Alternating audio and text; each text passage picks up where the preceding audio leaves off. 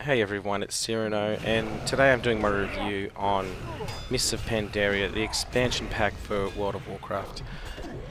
I've been playing World of Warcraft mostly since it was released, and I generally get excited when a new expansion is talked about. However, with this expansion I wasn't excited at all.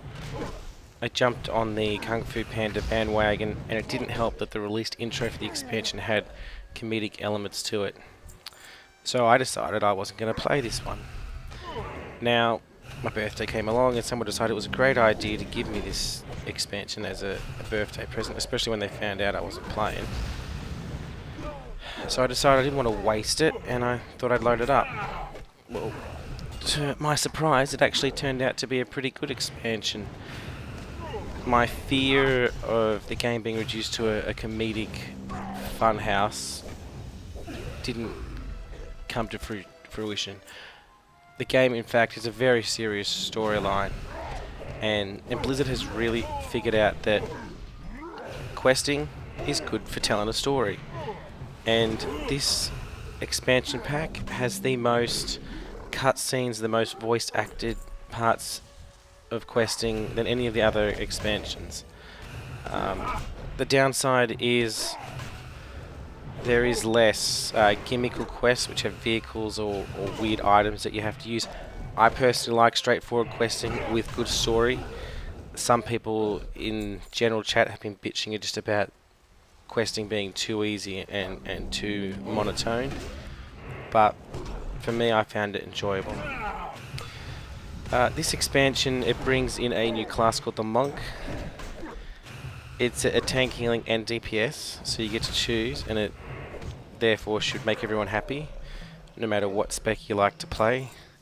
The biggest problem is you start off at level 1 and you have to level it up from scratch. There's no high level area like the Death Knight where you get to skip all that junk. And the problem is they don't give you enough skills while leveling up, so leveling the monk up from scratch is very dull. Otherwise the class performs very well. However, I just couldn't stand it. I could not get to max level with the class because I just found I did not want to do the leveling experience all over again. In the end, I went with the Death Knight when playing this expansion, and it held up pretty well. Dungeons in this game, they're pretty well made. There isn't enough challenge in them. You get access to half the dungeons while leveling, and the other half you get when doing heroic modes only. So normally you used to get to max level and do dungeons and then move on to heroic. They've just skipped the do dungeons part, so you just move straight to heroics when you hit max level. And the difficulty is in between what heroics used to be and what a normal dungeon used to be. So for me, the challenge wasn't there. Everything gets AoE down. They tried to add danger into these heroics by making you dodge AoE effects, cones, that sort of thing. But for me, I found it far too easy. Heroic, I don't know if that term should even be used anymore. It just doesn't describe the dungeons very well at all. Scenarios have been added to this expansion, which, well, when you're leveling up, there's no real group quests.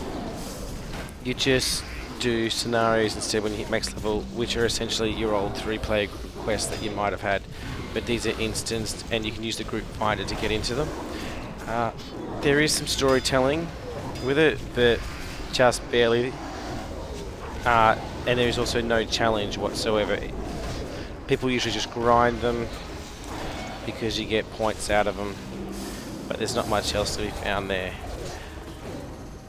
The raid finder, I found most of the raids to be pretty easy, but they did ramp up in difficulty, and I found them to be the most enjoyable part of the expansion because of that difficulty. Although I didn't feel like in this expansion that I had to do the hard modes like I had with other expansions. The game also features a Pokemon-style battle system. It's good for killing time in between raids and when you're waiting for raids. The combat moves I found to be very dull because it just reuses effects that are already in the game. And I know that Pokemon isn't a very graphical game, but that doesn't mean that this game couldn't have really upped the bar and made a better experience. Anyone who's played XCOM will know that you can have some pretty cool cutscenes, and it really adds to a turn-based combat system. But even though the artwork has been reused, the pet battle system does work very well. The last of the big changes in this expansion is the talent system. They've removed the points that you get, and instead you have to choose 1 out of 3 talents every 15 levels or so. The idea is for the player to make hard choices, but I never felt I was ever put into a position where I had to make a hard choice. To me, it was always very straightforward on what I would choose. Generally, you have your tanking one, you have your DPS one, you have your PvP one, that sort of thing. So to me, everything had a situation for each talent, and it wasn't really like I had a hard time choosing between the actual 2 talents that I could use at the same time for the same situation.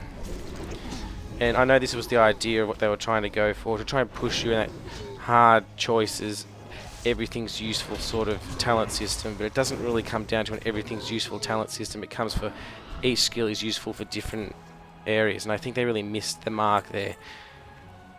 And it also comes down to a problem with levels in this game. Now that the talent system has been gutted, there's 90 levels, and you only have 6 times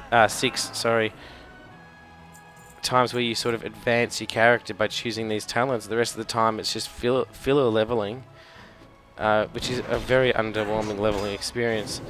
But the game advertises 5 new levels in this expansion, but in those 5 levels you gain 1 new skill in your talent system, and it's just, the levels are just padding. Essentially it could be 1 level, and the other 4 levels you're just patting yourself on the back. Overall, I found the expansion to be a serious expansion and a very high quality expansion. The questing's well made, so are the dungeons, but the talent system is underwhelming, and the game feels too accessible. I feel like I've done everything in the game. I don't feel like there's a challenge around the corner for me to keep subbing for to do. So with all the competition out there, I personally decided that I'm not going to continue my sub.